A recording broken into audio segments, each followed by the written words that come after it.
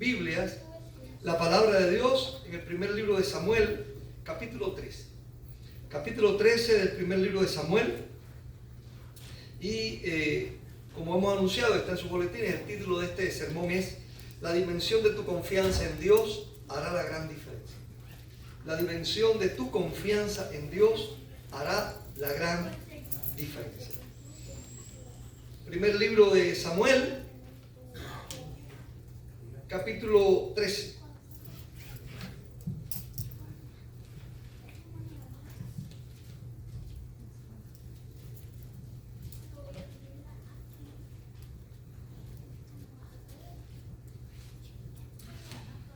Leemos la escritura, dice: había ya reinado Saúl 1 año. Cuando hubo reinado 2 años sobre Israel, escogió luego... ¿Estamos ahí? Sí. Escogió luego 3,000 hombres de Israel, de los cuales estaban con Saúl 2,000 en Mixma y en el monte de Betel, y 1,000 estaban con Jonatán en Gabaa de Benjamín, y envió el resto del pueblo cada uno a sus tiendas. Y Jonatán atacó a la guarnición de los filisteos que había en el collado, y lo oyeron los filisteos, e hizo Saúl tocar trompeta por todo el país, diciendo: oigan los hebreos. Y todo Israel oyó que se decía: Saúl ha atacado a la guarnición de los filisteos, y también que Israel se había hecho abominable a los filisteos, y se juntó el pueblo en pos de Saúl en Gilgal. Entonces los filisteos se juntaron para pelear contra Israel. 30,000 carros, 6,000 hombres de a caballo, y pueblo numeroso como la arena que está a la orilla del mar, y subieron y acamparon en Micmas, al oriente de Bet-aven. Cuando los hombres de Israel vieron que estaban en estrecho, porque el pueblo estaba en aprieto, se escondieron en cuevas, en fosos, en peñascos, en rocas y en cisternas. Y algunos de los hebreos pasaron el Jordán a la tierra de Gad y de Galaad, pero Samuel permanecía aún en Gilgal, y todo el pueblo iba tras él temblando. Y él esperó 7 días, conforme al plazo que Samuel había dicho, pero Samuel no venía a Gilgal, y el pueblo se le desertaba. Entonces dijo Saúl: traedme holocausto y ofrenda de paz, y ofreció el holocausto. Y cuando él acababa de ofrecer el holocausto, he aquí Samuel que venía, y Saúl salió a recibirle para saludarle. Entonces Samuel dijo: ¿qué has hecho? Y Saúl respondió: porque vi que el pueblo se me desertaba, y que tú no venías dentro del plazo señalado, y que los filisteos estaban reunidos en Micmas. Me dije: ahora descenderán los filisteos contra mí en Gilgal, y yo no he implorado el favor de Jehová. Me esforcé pues y ofrecí el holocausto. Entonces Samuel dijo a Saúl: locamente has hecho, no guardaste el mandamiento de Jehová tu Dios que él te había ordenado, pues ahora Jehová hubiera confirmado tu reino sobre Israel para siempre. Mas ahora tu reino no será duradero.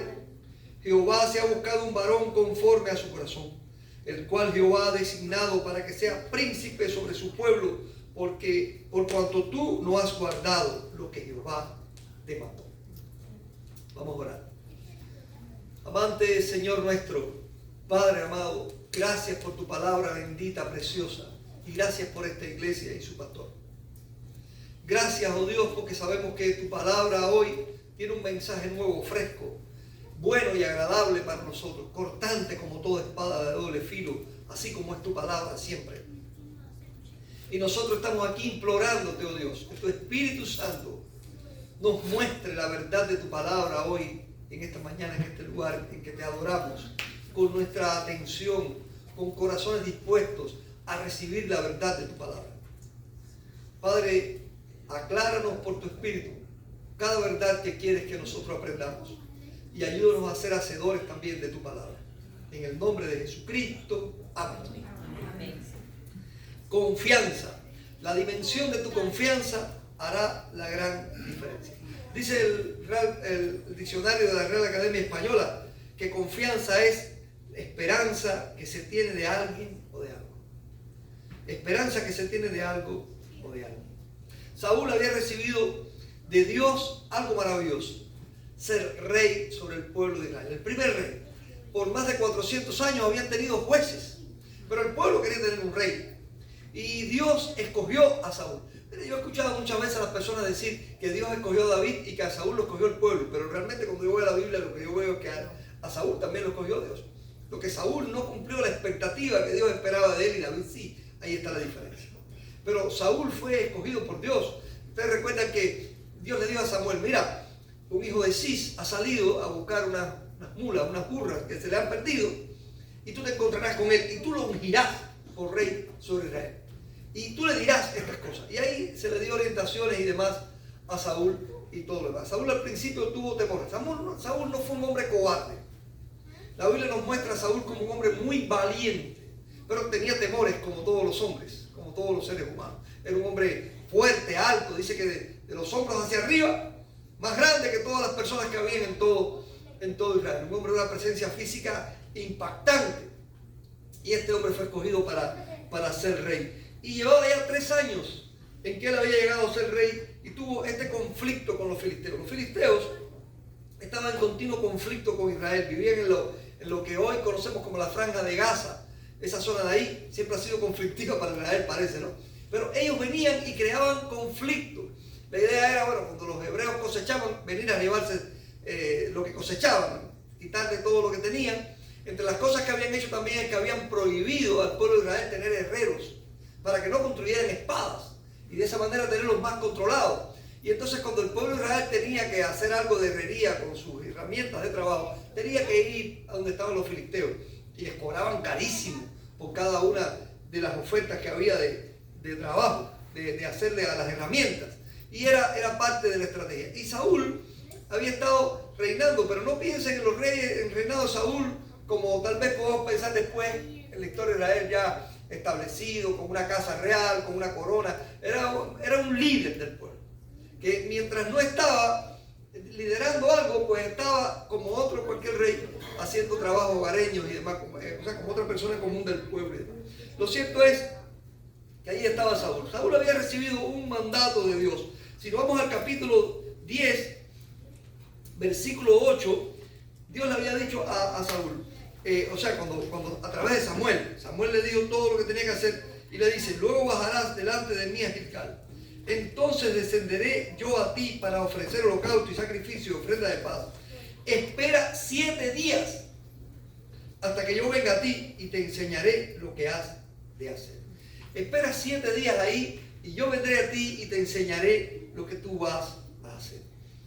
Llegó el momento del conflicto. Jonatán tuvo una incursión allí, vinieron los filisteos y se formaron y se creó un conflicto tal que llegó el momento ese en que él tuvo que ir a Gilgal y esperar los 7 días por Samuel.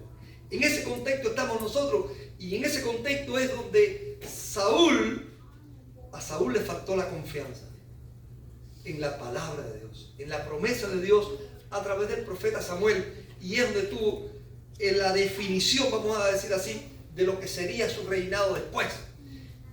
Y que claro está, como sabemos, Dios le dijo: yo quitaré de ti este reinado. Hermanos, vamos a aprender hoy en este pasaje que nuestra confianza en Dios es la que nos ayudará a esperar la llegada de su promesa de victoria a su tiempo. A su tiempo. Solo nuestra confianza en Dios hará eso y hará la gran diferencia en lo que seremos en el futuro. Cada detalle de nuestra confianza en Dios, cuando Él espera de nosotros o nosotros debemos esperar en Él. Pero Él espera de nosotros que tengamos la confianza para esperar su momento en nosotros. Su momento en nosotros. ¿Por qué es necesaria la confianza en todos los aspectos de nuestra vida? Pero especialmente cuando tenemos un conflicto, cuando estamos enfrentando una prueba, cuando la necesitamos, porque Dios nos ha prometido algo, cuando esperamos una promesa del Señor. Porque todas las promesas del Señor son sí, son amén en Jesús. Pero no todas son en el momento. Dios tiene su tiempo para cada cosa en la vida del creyente. Y usted sabe que, por ejemplo, Dios le prometió a Abraham un hijo, pero desde que se lo prometió hasta que la promesa se cumplió pasaron 25 años. A veces Dios tiene su tiempo, y la Biblia dice que Dios lo hizo todo hermoso a su tiempo. David fue ungido por rey, pero Dios le dijo: tú serás rey, pero ese no era su tiempo. Su tiempo fue después, Pasaron varios años, algunos creen que 13 años, pasaron o más, hasta que David llegó a ser rey a los 30. Bueno, no se sabe exactamente la edad en que fue ungido, pero se cree que aproximadamente ahí. O sea, pasan muchos años hasta que se cumpla esa promesa. ¿Cómo esperar el tiempo de Dios? Hace falta confianza. Y esa confianza nos hace falta porque es la confianza la que nos dará seguridad. Es la confianza la que nos mantendrá en obediencia. Y es la confianza la que nos llevará a la victoria. De eso vamos a estar hablando. La confianza nos dará seguridad. En los versículos del 1 hasta el 8 nosotros escuchamos esta historia de cómo se formó este conflicto con los filisteos. Eso era una bomba de tiempo. Se había nombrado un nuevo rey en Israel. De hecho, la gente quería rey de alguna manera para que pudiera liderar al pueblo, porque las incursiones de los filisteos eran continuas. Y a cada rato Dios llamaba a un juez. ¿Te recuerdas Gedeón, por ejemplo, o Sansón, que tenía que enfrentarse a estas incursiones filisteas que llegaban allí y atacaban y se llevaban toda la riqueza de Israel? Ahora, este rey, ahora, un rey nuevo, que está uniendo ejércitos, que está formando ejércitos. Miren cómo dice primeramente que al año que hubo reinado escogió 3,000, ¿ve? A los 2 años, 3,000 hombres de Israel y formó un ejército. Fue formando ejércitos, fue formando, no sabemos si los entrenaban o no. Lo cierto es que la Biblia dice, y lo vemos más adelante, que no tenían ni espada. El único que tenía espada era Saúl y Jonatán. El resto de la gente andaba también con las herramientas de trabajo, o con las manos, con una piedra, con cualquier cosa, batallaban. No era un ejército regular como lo que usted ve ahora, uniformados y con sus... No, eran gente común, obreros del pueblo, gente campesino, que usted tenía que defender a su familia, a su casa, y se unían para ir a la batalla. Lo cierto es que ahí estaban ellos ya formándose y los filisteos estaban al incursionar. Así que esto estaba, había un rumor de guerra allí, un rumor de guerra hasta que estalló de alguna manera esta bomba de tiempo en esta situación. Y entonces convoca a Saúl al pueblo. Los reúne allí, pero los filisteos convocan a su ejército. Un ejército más entrenado, porque ese era su oficio.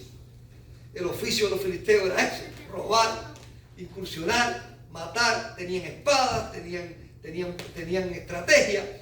Y los hebreos pues eran sencillamente obreros, campesinos, que se reunían, padres de familia. No todo el mundo tenía la valentía para luchar. Así que dice la Biblia que muchos se escondieron en cuevas, se escondieron en cisternas. Eso es un hueco ahí, y ahí se metió uno. En un hueco, en una cueva, en una roca. Algunos cruzaron el río Jordán y se fueron al otro lado. Y otros se quedaron ahí con Saúl. Está bien, aquí estamos, vamos a hacer la batalla. Pero empezó a pasar los días. Porque Samuel le dijo, espera allí 7 días. Y los filisteos estaban ahí, del otro lado. Y ellos estaban aquí. Y pasa un día, y pasa otro, y la gente empezó a sentir temor. Dicen que las personas que estaban con Saúl estaban temblando. Y empezaron a desertar. Y cuando Saúl empezó a ver que la gente se le desertaba, se desesperó. Saúl no tenía miedo a perder la vida, pero tenía miedo a perder la victoria. Y empezó a temer que si la gente se le seguía yendo, no iba a tener la gente suficiente.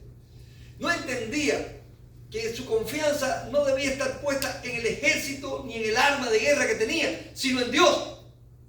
Que su confianza tenía que ponerse y su seguridad estaba en las manos de Dios, no en las manos de las personas que luchaban con él, ni siquiera en sus propias manos. Si usted va a la historia de Gedeón, recordará que la Biblia dice que Dios le dijo a Gedeón, tienes 30,000 gente, eso es mucho. Vamos. Sí. Llévalos al río. Pero no, dale un discurso primero y dile, todo el que tenga miedo, todo el que tema por su familia, todo el que no quiera la guerra, que se vaya para su casa. Imagínense ustedes. Se quedó con 3,000, se le fueron 27,000 una sola noche. Y él dice, ahora que hago con este poquito de personas. Yo le digo, bueno, llévalos al río a beber agua. Los que cogen el agua y se la lleven a la boca, a eso tú separarás, ese es tu ejército. Los que se tiren ahí a beber, porque el que estaba bebiendo estaba así, porque estaba mirando, o por lo que haya sido, el otro se tiraba a beber ahí descuidadamente. El que se tire descuidadamente a beber y a pegar su boca al río, sepáralo y que se vaya para su casa. Se quedó con 300. Pero para que sepas que la victoria vendrá por el brazo de Jehová y no por tus fuerzas. La victoria la daba Dios. La victoria la iba a dar Dios. Y de hecho, más adelante de este capítulo nosotros nos damos cuenta cómo Dios le dio la victoria al pueblo de Israel. No tuvieron ni que batallar casi. La Biblia nos cuenta que Jonatán, no está ahora aquí en este pasaje que leemos, está a continuación, usted lo puede leer en su casa. Es bueno siempre cuando usted oiga un sermón, después va a su casa y lea el contexto de la Biblia. Jonatán lo que hizo fue que hizo una incursión con el escudero de él. Y entonces dice que los filisteos, bueno, mira, ahí están los hebreos que estaban escondidos en las cuevas, ahí ven saliendo dos. Pero ellos salieron y mataron a 3 o 4 de los filisteos. Dios les dio valentía en ese momento y fuerza y mataron unos pocos filisteos. Los filisteos se confundieron. Y en la confusión, el mismo ejército filisteo, la gente empezó a correr. Los hebreos nos están atacando por sorpresa. Y empezaron a correr de un lado para otro y después se estaban fajando entre ellos. Porque los ejércitos de aquel tiempo no usaban ropa, uniforme. Y entonces en la batalla tú no sabías quién era de tu grupo o quién no. Yo tengo entendido que fueron los romanos los que inventaron el uniforme para no confundirse. Porque en medio de la batalla, tanta gente matándose, porque estaba alrededor tuyo, tú le metías un espadazo. Y eso sabía si era tuyo o era rival. Los equipos de fútbol jugando y tú no sabes a quién pasar la pelota. Entonces, al final, Dios permitió que el pueblo de Israel venciera sin depender ni siquiera de sus propias fuerzas o ejército. Pero a Saúl le faltó esa confianza, por tanto se sintió inseguro. Empezó a decir, voy a perder, nos van a matar, no vamos a lograr la victoria. Y empezó a sentir esa inseguridad. Y dice la Biblia allí, en el versículo 8, que él esperó 7 días conforme al plazo que Samuel le había dicho, pero Samuel no venía a Gilgal y el pueblo se le desertaba. Miren qué interesante, esperó los 7 días. Pero después la Biblia dice que Samuel llegó, cuando él hizo el sacrificio, llegó después del momento, dentro aún del plazo de los 7 días. O sea, no, vamos a decir que los 7 días para ellos cada día era un día de luz. No había oscurecido todavía. Tenía que esperar hasta el final. Tenía que esperar hasta el momento final, pero él se desesperó. Después de esperar 7 días, se desesperó en el último instante. Se desesperó en el último instante, le faltó seguridad, confianza en la verdad, en la palabra de Dios. Hermano, la inseguridad destruye la victoria del creyente. Cuando no siente la confianza en la verdad de la palabra de Dios que le ha prometido algo. Cuando usted emprende un camino con Dios y usted tiene seguridad de que Dios es quien está ahí, de que Dios es quien le bendice, de que Dios es quien le sostiene, de que Dios es quien le dará la victoria, usted tiene que confiar. Usted tiene que sentirse seguro en esa confianza.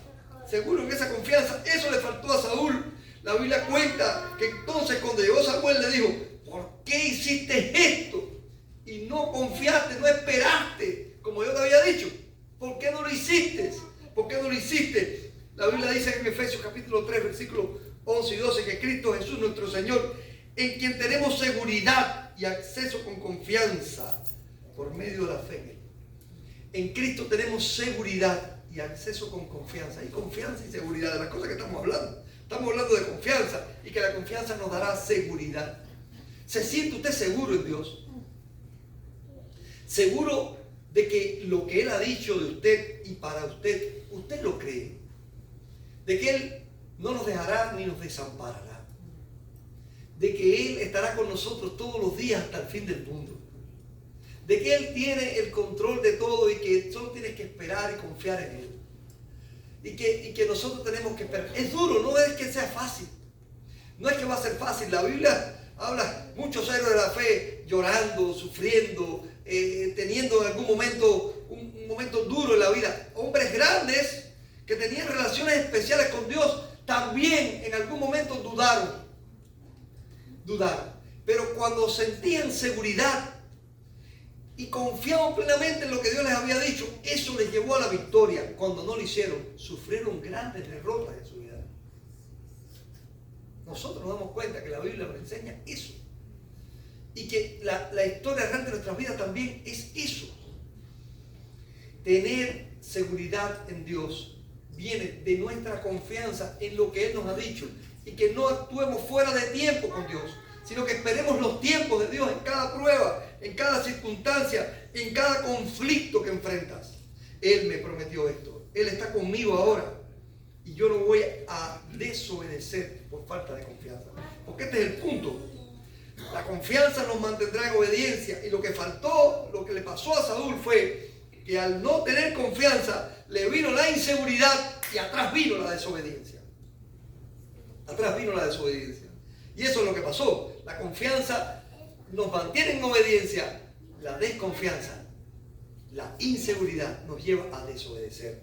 Así que el segundo punto es ese. La confianza nos mantendrá en obediencia. Dice el versículo 9. Entonces dijo Saúl: traedme holocausto y ofrenda de paz. Y ofreció el holocausto. Dice que cuando acababa de ofrecer el holocausto, aquí Samuel venía. Y él salió rápido a saludarle. Ahí diría: ¿qué hice? Ay, mi madre, déjame ver qué pasó. Y ahí es donde Samuel le dice: ¿qué has hecho? ¿Qué has hecho? Y él puso su justificación. Pero Samuel le dice: locamente has hecho. No guardaste el mandamiento de Jehová. Has desobedecido. No has guardado el mandamiento de Jehová que Él te había ordenado. No has obedecido. Y al final del versículo 14 dice: por cuanto tú no has guardado lo que Jehová te mandó. Por unos minutos, hermano, por una hora, por unos segundos, había hecho todo bien. Pero no vale cuán bien tú has hecho todo si al final lo echas a perder. A veces hay personas que dicen: todo lo hice bien. He lanzado 8 innings, vaya, de 0 hits, 0 carreras, pero en el noveno me dieron la mano en mano y perdí el partido. Porque no aguantó todo el tiempo. Y es verdad que a veces, hermano, el último tiempo es no solamente el más decisivo, sino el más conflictivo. Cuando tú veas, esa es mi experiencia, y yo creo que está en la Biblia también, cuando tú veas que esperando el tiempo de Dios las cosas se ponen más difíciles, está en venir. Porque así es la Biblia. ¿Saben cuándo va a venir Jesús? Cuando todo se ponga más difícil. El Apocalipsis, ¿cómo va a ser? Dice: el final de los tiempos. El amor de muchos se enfriará, y vendrán esto y vendrá lo otro. Ahí vendrá el Señor. Pero cuando vas a la Biblia también te das cuenta que a veces Dios, para probarnos a nosotros y para que nos probemos nosotros con Dios, espera hasta el último instante. Pero ese último instante siempre las cosas se ponen más complicadas todavía. Saúl había esperado 7 días, pero ese último día ya la gente se le estaba desertando, huyendo, temblando. Y él ahí tenía que decir: tengo que esperar, tengo que saber aguantar, tengo que confiar. Ahora es cuando se pone la cosa buena. Ahora es cuando el Señor va a llegar. Ahora es cuando todo va a cambiar. Y iba a pasar. Samuel iba a llegar, iba a ofrecer el sacrificio. Y el pueblo iba a salir a la batalla. Iba a vencer en la batalla. Porque Dios le había prometido a Saúl: tú vencerás a los filisteos. Esa es una promesa de Dios. Tú vencerás a los filisteos. Así fue toda la vida. Él venció porque es una promesa de Dios. Donde él único fue derrotado fue cuando él mismo decidió derrotarse a sí mismo. Quitarse la vida después y demás. Pero esa fue su decisión. Dios le había dicho: yo te daré la victoria sobre el enemigo. Saúl se creyó más poderoso o con más poder que Dios mismo sobre sus decisiones. Yo voy a tomar la decisión por mí mismo. Miren, hay un asunto importante con esta desobediencia. Saúl sabía, y el pueblo de Israel sabía, que solo los sacerdotes, descendientes de Aarón, podían ofrecer sacrificio a Dios. Solamente ellos. Nadie más. Eso era algo que se aprendía desde chiquito en Israel. Porque los padres enseñaban a los hijos en el camino, al acostarse, y en todo momento, cómo era la ley de Dios. Y la ley de Dios decía claramente que solo los descendientes de Aarón, solo los levitas, solo ellos podían ofrecer sacrificios. Samuel fue un hombre que tuvo doble oficio. el oficio de profeta y de sacerdote. Por eso cuando el pueblo pidió un rey, no lo cogió Samuel. Samuel no fue elegido rey. Él había juzgado al pueblo, pero lo había juzgado desde su punto, de su origen sacerdotal y de profeta. ¿Te recuerdas que fue educado allí? El hijo del Cana, de la tribu de Leví, que fue educado con el profeta Elí, allí en el templo desde niño Samuel. De Samuel también se dice, como de David, que era un hombre conforme al corazón de Dios. A veces no nos damos cuenta, pero la Biblia también dice eso de Samuel, que era un hombre conforme al corazón de Dios. Y lo cierto es que Samuel no podía tener el oficio de rey, porque en la Biblia hay una sola persona y en la historia de la humanidad que tiene esos tres oficios: rey, sacerdote y profeta. Jesucristo, solo él. Solo él. Otros fueron, David fue rey y profeta, no fue sacerdote. Solo Jesucristo es rey, profeta y sacerdote. Y entonces eligen un nuevo rey, pero este rey tiene que atenerse a una verdad. Hay un sacerdote que él no es él y él no puede ofrecer sacrificio. En la Biblia hay una historia que nosotros conocemos, la del rey Usías. El rey Usías fue un rey espectacular. Llegó a ser rey siendo un niño de 16 años. Pero la Biblia dice que fue un rey tremendo. Hizo lo recto delante de Dios, conforme a las cosas que había hecho David, su padre. Su padre, su abuelo, su tatarabuelo. Pues siempre se dice David como padre, pero realmente no era padre y mismo. Ahora, este hombre reinó muchísimos años. Reinó 52 años. Y él obtuvo, victorias tremendas en todas las batallas, un prestigio tremendo alrededor. Dice que el rey de Egipto y el de Siria, todos enviaban embajadas allí, porque el rey Usías tenía tremendo prestigio. Formó un ejército tremendo, edificó en Jerusalén torres de atalaya, creó nuevas herramientas de guerra, inventó, hizo para todo el ejército escudos, ondas, inventó un aparato para tirar las piedras grandes, para defenderlas, hizo cosas tremendas. Pero en el esplendor de su fuerza, en el esplendor de su reinado, un día entró al templo a ofrecer incienso. Un grave error. Era bien clara la ley, era bien claro Dios. Primero, los únicos que podían ofrecer incienso, sacrificio, eran los sacerdotes. Segundo, el templo, al lugar santo. Usted sabe que el templo tenía los atrios, pero después el lugar santo y el lugar santísimo. Al lugar santo solo podían entrar sacerdotes. Ellos entraban ahí a cambiar el pan de la proposición, a mantener encendidas las lámparas, a encender el incienso. Y una vez al año, el sumo sacerdote, una vez al año, podía entrar al lugar santísimo. Y no sin sangre. Tenían que entrar ahí después de haber hecho todo aquel día del Yom Kippur, el sacrificio allí el macho cabrío, de la expiación y el de la proposición. Usted sabe todo eso. Lo cierto es que él no podía entrar. Así que dice la Biblia que el sacerdote Azarías entró con 80 sacerdotes al templo y le dijeron que eran hombres valientes. A mí me encanta ese pasaje. Verdaderamente siempre me ha tocado el corazón ese pasaje. Y le dijeron al rey: no te corresponde a ti, oh rey. Sale de aquí. No puedes inmiscuirte en los asuntos sacerdotales. Separación de iglesia y Estado, separación de religión y Estado. El rey nunca fue sacerdote. David sabía eso. David era rey, pero no era sacerdote. Para Dios estaba claro, el orden social y el orden espiritual. Y no puedes entrar, tienes que salir. Pero el rey, dice la Biblia que Dios mira, yo soy el rey.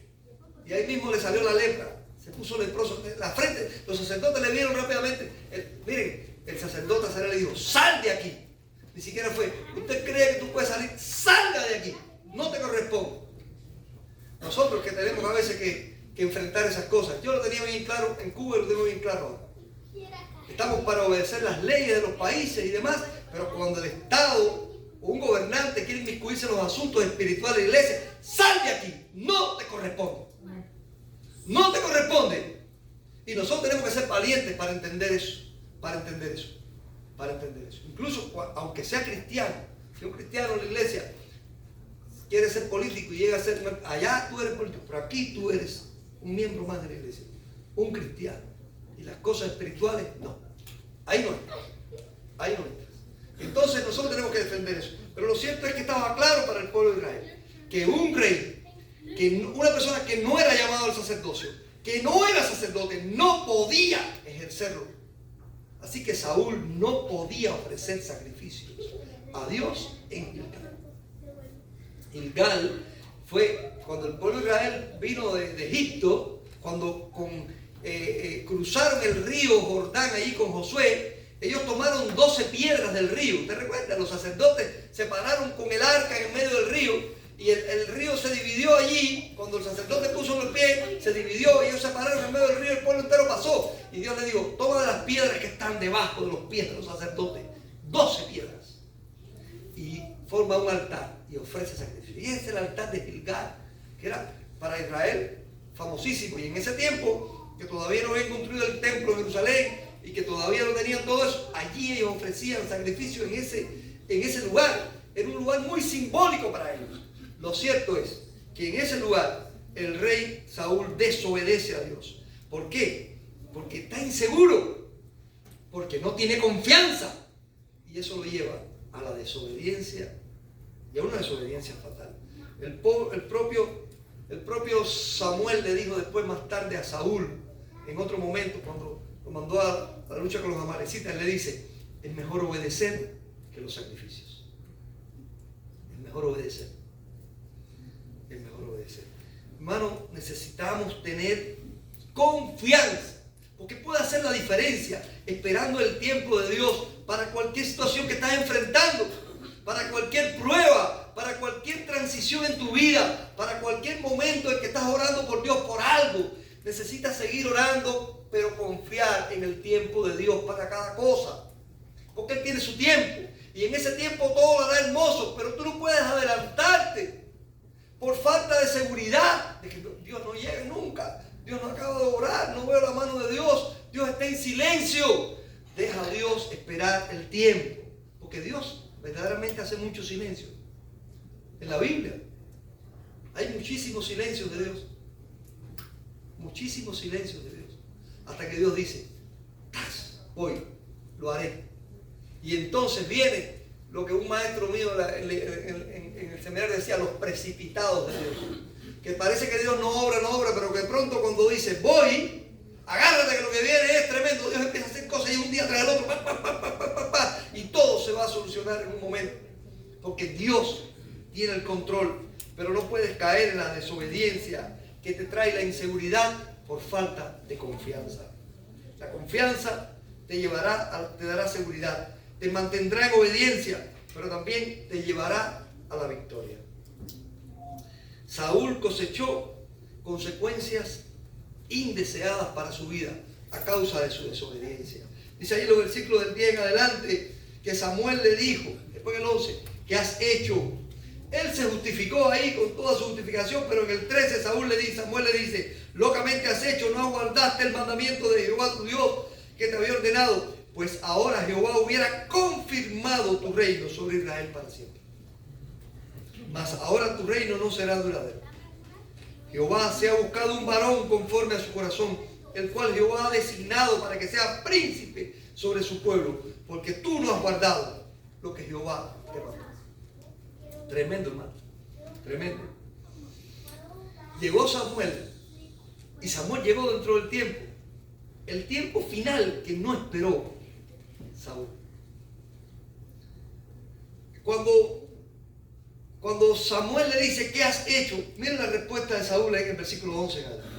Saúl le dice, porque vi que el pueblo se desertaba, le echó la culpa al pueblo, y que tú no venías, tú te atrasaste, le echó la culpa a Samuel. Dentro del plazo señalado y todavía estaba en el plazo, y que los filisteos estaban reunidos en Mixmas, o sea, que también le echó la culpa a los filisteos.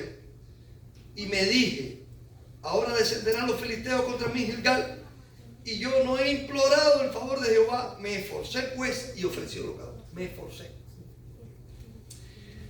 Típico del pecador, ¿verdad? Siempre se justifica en la Biblia, y especialmente si podemos culpar a otros, pues mejor todavía, culpamos a otros. El pueblo desertaba, los filisteos me atacaban, tú no viniste en el plazo.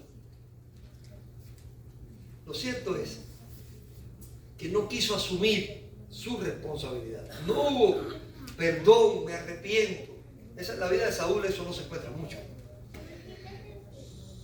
Él cree que es justificable su desobediencia a causa de su propia desconfianza e inseguridad en Dios. Mire, hermano, si ese día no terminó peor, fue porque la gracia de Dios y la valentía y astucia de Jonatán cambiaron ese momento. Pero la historia de Saúl terminó muy mal. Saúl fue tan inepto, que todo lo que hizo ese día estuvo mal. Le juramentó al pueblo que no comerían nada ni probarían comida hasta que no vencieran a los filisteos. Y el pueblo después no podía. Cuando ya los filisteos salieron huyendo, que el pueblo cayó atrás, dice que el pueblo estaba desmayado porque tenía hambre. Porque Saúl actuó locamente y dio una orientación mala. Pero Jonatán, que no escuchó esa orientación, entró a un bosque y vio un panal de miel y mojó la lanza con la miel y comió. Y wow, dice, los ojos se le abrieron porque tenía hambre. Y dice que se sintió fuerza y le dijo a la gente, coman. Y ellos dijeron, no podemos comer. Y después que vencieron a los filisteos, Saúl dijo, alguien comió. Y echó suerte y descubrió que era Jonatán. ¿Y sabe qué dijo? Hay que matar a Jonatán, a su propio hijo. Lo condenó a muerte. Lo que pasa es que el pueblo fue más sabio y dijo, no morirá hoy Jonatán, porque Jonatán hoy ha salvado a Israel. ¿Saben qué? El pueblo tenía que haber dicho, Dios salvó a Israel a través de su rey Saúl, pero la gente sabía que no había sido Saúl quien había salvado a Israel. El pueblo sabía que no había sido Saúl, sino Jonatán quien había salvado a Israel. Locamente obró todo el tiempo. Fue irresponsable en todo Saúl, porque Saúl no fue el hombre que se llevó la victoria ese día, y se la llevó después tampoco, sino que la Biblia dice, no, tu reino no será duradero, Dios ha escogido a otro. Y usted sabe, porque después de leer la Biblia, que inmediatamente Dios le dijo a Samuel, ve a Belén, allí, y busca a Isaí y uno de sus hijos, úngelos por rey, el que yo te diré. Y usted sabe que después Saúl tuvo todo el tiempo estuvo luchando por ver cómo se deshacía de David, porque él siguió creyendo que él tenía control para que su reino fuera duradero. Todo el tiempo él siguió desconfiando de Dios. No hubo humillación, no hubo arrepentimiento. Te va a la Biblia y se encuentra que David pecó, pero encuentra a un David arrepentido y humillado. Y encuentra a un Dios que le dice, por cuanto te has humillado y te has arrepentido, tu casa será casa de espada, pero yo no quitaré el reino de tu familia. Porque hermano, miren, el arrepentimiento en la Biblia es algo tremendo. Usted se encuentra casos, usted se encuentra a Elías luchando contra un Acab, que es un desastre de rey. Un hombre que se deja gobernar por su mujer, que su mujer lo introduce en la idolatría, que mata profetas, que persigue al pueblo, que turba a Israel, y que Elías trae un mensaje tremendo contra él, y después se encuentra que ese mismo Acab se humilla ante Dios y pide perdón. Y Dios le dice, ok, todo va a venir después, pero tú vas a hacer. Y Elías dice, pero ¿cómo has perdonado a Acab? Porque la misericordia de Dios, que Dios ha tenido contigo, también la tiene con otros. Porque la gracia que Dios ha derramado sobre ti, también la derrama sobre otros. Porque la bondad de Dios, porque la misericordia de Dios, porque la gracia de Dios y el amor de Dios no tiene fin. Para nosotros sí decimos, esta maldad más o menos, pero esa maldad, ¿cómo Dios puede perdonar esa maldad? Bueno, pues Dios perdona. Recuerda que no se vaya a olvidar que Pablo, el gran apóstol, fue el hombre que lideró el asesinato de Esteban, el santo y bueno de Esteban, el predicador Esteban, el diácono Esteban, el hombre que cuando estaba muriendo vio al Señor sentado a la diestra del Padre, los cielos abiertos. Y Dios le está diciendo, tranquilo, que tengo un plan en todo esto. Tu muerte no será en vano, porque ese que está mirando tu muerte va a ser tocado. Y va a ser el que yo voy a usar después para extender el evangelio al mundo entero. Pablo ahí, asesinando a Esteban. La gracia y la misericordia de Dios. Pero este Saúl no se arrepiente. Este Saúl todo el tiempo lucha contra la voluntad de Dios. Todo el tiempo, toda su vida fue así. persiguiendo a David, tratando de matar a David, buscando la vida de David, porque yo voy a matar al que Dios quiera nombrar por rey. Eso es inútil, hermano. Así.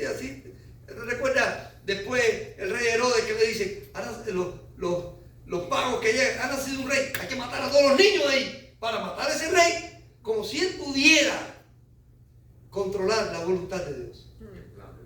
El plan de Dios. Entonces, tú que estás aquí sentado y que entiendes eso, entiéndelo para tu vida. Entiende que la confianza que tengas en Dios, en la prueba por la que estás pasando, en las decisiones que estás tomando, en las cosas que están aconteciendo en tu vida, van a llevarte a la victoria cuando tú entiendas que tienes que confiar en el Dios que te llamó, en el Dios que te salvó, en el Dios que ha derramado su gracia y tu misericordia sobre ti y que te está diciendo, confía en mí, que yo tengo el tiempo, yo sé lo que hago en el momento que lo hago. Tengo el momento exacto para hacerlo. Tengo el momento exacto para hacerlo. Miren, todas las batallas son así. El boxeador a veces tiene que cubrirse y te dice, ese no pelea, y el otro le da golpe y golpe. Pero el otro no está dando un golpe, lo está cansando. Y cuando el otro ya está cansado, saca y ¡pa! Y da el golpe que tiene que dar, el golpe certero, en el momento certero. El que lucha en la batalla a veces también se repliega atrás un momento para dar el golpe certero. Uno de los estrategas más grandes de toda la historia fue Napoleón Bonaparte. Si usted ha leído sobre él, yo me leí la batalla de Waterloo. No sé cómo pude leerme todo eso. Me he leído varios libros porque me leí también Los Miserables que la cuentan también muy ampliamente. Pero la batalla de Austerlitz, que dice que es de las más famosas de todas, él escondió todo, porque él había sido un sargento de batería, o sea, de los cañones, él sabía mucho de eso, todos los cañones debajo de una lomita. Y él fue, y él se replegó, y cuando aquel ejército prusiano venía, él los estaba esperando, y aquella gente, era el momento exacto. Ganó una de las batallas más, bueno, se estudia hoy, los militares estudian la estrategia. Aquí en los Estados Unidos, en la guerra de secesión, hubo un famoso general. Todos mencionan al general Lee, de las tropas del sur, pero Jonathan Johnson, muro de piedra, Stonewall, ¿le dicen? Stonewall, muro de piedra Jackson. Fue cuando él murió, la guerra cambió. Pero ese hombre es un estratega militar tremendo. Y hay una batalla ahí en que el pueblo huía y él se queda en un lugar, por eso le pone el muro de piedra y dice, ahí está, muro de piedra, que no se ha movido. Y él dice, estoy esperando el momento, el tiempo, el exacto. Y cuando él le dice al ejército, dale, vence en esa batalla. Creo que es Cedar Creek, ahí en Virginia. ¿Y por qué? Porque estaba esperando el momento exacto. Dios es un estratega espectacular, hermano, en tu vida. Y tiene el momento, el tiempo. Y solo te dice, ten paz, confía, espera, que en mi tiempo yo lo haré. Y los grandes milagros vendrán. Y las grandes cosas sucederán. Y tú obtendrás la victoria. Pero tienes que confiar, tener seguridad, mantenerte en obediencia y llegar con Dios a la victoria final. A la victoria final. Concluyo, hermanos. Nuestra confianza en Dios nos ayudará a esperar la llegada de su promesa de victoria a su tiempo. La falta de confianza de Saúl lo llevó a un final indeseado. Él fue desde su inseguridad a su desobediencia, a su derrota. Tu historia puede ser diferente. Tu historia puede ser diferente.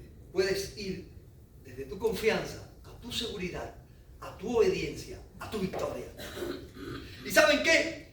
Apenas comenzaba Saúl su carrera. Llevaba 3 años, él reinó 40, llevaba 3 años nada más. Además, apenas tenía que esperar 7 días. Hubo gente, hermano, el pueblo de Israel en Egipto tuvo que esperar 430 años. Abraham tuvo que esperar 25, aunque también se apresuró. Ya cortó los tiempos. Pero otros tuvieron que esperar mucho más. David tuvo que esperar muchos años. José tuvo que esperar muchos años. Pero este tuvo que esperar 7 días. Pero cuando la persona es desesperada, cuando no tiene confianza, cuando no tiene seguridad, falla aunque sea en unos segundos. Aunque sea en unos segundos. Hermano, todos pasamos por pruebas. Usted no es el único. Al final de ellas, ¿qué hará la diferencia? Mira, la diferencia no la hará lo duro de tu adversidad ni lo grande de tu esperanza. La diferencia la hará la dimensión de tu confianza en Dios. La dimensión de tu confianza en Dios hará la diferencia. Jacob no esperó su tiempo. Dios le había dicho, tú vas a ser el primogénito. Él no esperó su tiempo. Estuvo haciendo negocio con su hermano, engañó a su padre. 20 años estuvo allá, casi que de esclavo de su suegro Labán, quien lo engañó varias veces. Lo engañó con la mujer, lo engañó con las ovejas. Pasado trabajo. Al final a su madre que tanto amaba, él no pudo ni estar con él. Pensando que su padre, la madre le dijo, tu papá va a morir. Y el papá, cuando él regresó, todavía estaba vivo. Él le enterró a su padre Isaac. El no esperar el tiempo de Dios. José esperó su tiempo. Aunque no entendía nada, pero Dios le dio la victoria. Dios lo hizo todo hermoso en su tiempo. Saúl no tuvo confianza para esperar el tiempo de Dios. El tiempo que Dios le puso. Falló en el último instante, el séptimo día. David, el que lo sustituyó, como que era conforme al corazón de Dios, supo esperar su tiempo. ¿Cuántas veces David tuvo la mano de Saúl ahí? La vida de Saúl, perdón. Ahí. Y dijo, no levantaré mi mano contra tu vida. El día que Dios quiera que yo sea rey, Dios me pondrá por rey, pero no será que yo asesine al rey. David supo esperar su tiempo huyendo, sufriendo. Mira que David sufrió, hermano. Mira que David sufrió. Pero allá en el Salmo 39, 7, él dijo, y ahora, Señor, ¿qué esperaré? Mi confianza está en ti. ¿Qué esperaré? ¿Sabe qué esperaré? Que mi confianza esté en ti. Eso es lo que espero. Espero en ti, Señor. Espero en ti con confianza. Oh Jehová, de mañana oirás mi voz. De mañana me levantaré, me presentaré delante de ti. ¿Y qué? Y esperaré. Esperaré tu tiempo. Con confianza esperaré tu tiempo. Ahí, orando cada mañana, pero esperaré. Mi querido hermano, es tiempo de que nosotros pongamos toda nuestra confianza en Dios y eso hará la gran diferencia. Él va a llegar con victoria a tu vida, a su tiempo, pero a ti te toca confiar. Eso hará la diferencia. Vamos a orar. Amén. Dios nuestro, nosotros confiamos en ti. Nuestra esperanza está en ti. Amén. Pero a veces flaqueamos, somos débiles, temblamos y vemos que las circunstancias van en nuestra adversidad, que otros flaquean y desertan. Hay muchos a nuestro alrededor, Padre, escondidos en cuevas y nosotros estamos a pie de batalla. Hay muchos que no están con nosotros en el momento en que necesitamos a nuestros hermanos. Hay ocasiones en que las circunstancias son tan adversas, oh Dios, que sentimos desespero, desconfianza. Nos sentimos inseguros de la promesa de victoria. Perdónanos, oh Dios. Y ayúdanos, oh Padre, a mantener nuestra confianza en ti ante cualquier adversidad. Sabiendo, oh Dios, que después de esta gran tempestad y de estas oscuras nubes, el sol de tu amor y tu gracia y tu victoria brillará nuevamente. Ayúdanos, Dios. Confiamos y queremos, oh Dios, confiar más.